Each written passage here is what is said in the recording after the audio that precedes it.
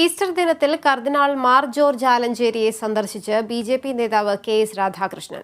Syro Malabar സഭ ആസ്ഥാനമായ mount Saint തോമസിൽ വെച്ചായിരുന്നു കൂടിക്കാഴ്ച. പതിവ് സന്ദർശനം മാത്രമാണെന്നും പരസ്പരം ഈസ്റ്റർ ആശംസകൾ കൈമാറിയെന്നും രാധാകൃഷ്ണൻ പ്രതികരിച്ചു.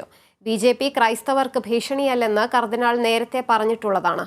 അതുതന്നെയാണ് അദ്ദേഹം അഭിമുഖത്തിൽ ആവർത്തിച്ചതെന്നും രാധാകൃഷ്ണൻ ചൂണ്ടിക്കാട്ടി. അതേസമയം ശശി തരൂരിന്റെ ബി.ജെ.പി. വിമർശനത്തിനും കെ.എസ്. രാധാകൃഷ്ണൻ മറുപടി പറഞ്ഞു.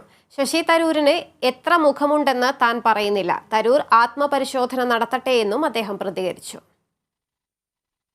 പതിവ് പോലെയാണ് ഞാൻ ആലഞ്ചേരി പിതാവിനെ കാണാൻ വേണ്ടി വന്നത്. കാരണം ബി.ജെ.പി. അധികാരത്തിൽ വന്നതോടുകൂടി ഏതെങ്കിലും തരത്തിൽ ക്രൈസ്തവർക്ക് ദോഷം ചെയ്യും എന്നൊരു പ്രചരണം ഉണ്ടായിരുന്നു. ആ പ്രചരണം ശരിയല്ല എന്നാണ് അദ്ദേഹം പറഞ്ഞത്. ഇത് അദ്ദേഹം ആദ്യം മോദിയെ കണ്ടപ്പോഴും അതുതന്നെ പറഞ്ഞു, ഇപ്പോഴും അതുതന്നെ പറയുന്നു. ശശി തരൂരിന് എത്ര മുഖമുണ്ടെന്ന് ഞാൻ പറഞ്ഞാൽ എന്തായിരിക്കും അവസ്ഥ? ബി.ജെ.പിക്ക് ഒരൊറ്റ മുഖമേ ഉള്ളൂ.